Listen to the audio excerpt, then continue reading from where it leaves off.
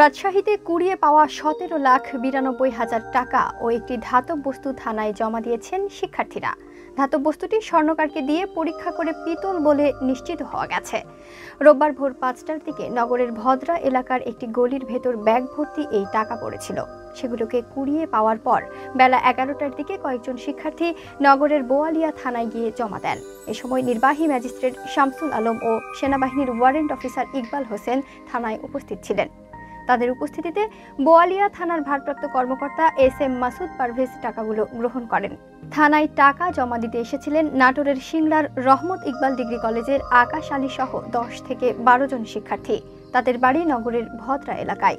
শিক্ষার্থী আকাশ আলী বলেন, নিরাপত্তা নিশ্চিতের জন্য তারা রাতভর নগরের ভদ্রা এলাকায় অবস্থান করেন। রাতের দায়িত্ব শেষে তারা ভোরে বাসায় ফিরছিলেন।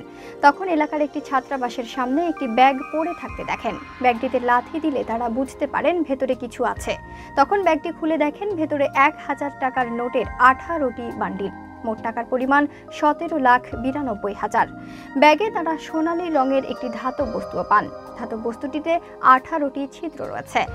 এটি কোনো সংকেত বলে তারা ধারণা করছেন। পরে তারা থানায় এসে ম্যাজিস্ট্রেটের উপস্থিতিতে সবকিছু জমা দিয়েছেন।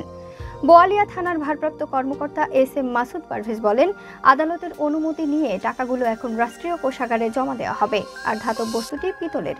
ম্যাজিস্ট্রেটের উপস্থিতিতেই পরীক্ষা নিরীক্ষা করে স্বর্ণকারের সনদ নিয়ে আসা হয়েছে। পাশাপাশি এই টাকার মালিক কে, এগুলো অবৈধ টাকা কি না, কিংবা কোনো অপরাধী এ টাকা বহন করার সময় পড়ে গেছে কিনা তা তদন্ত করা হবে।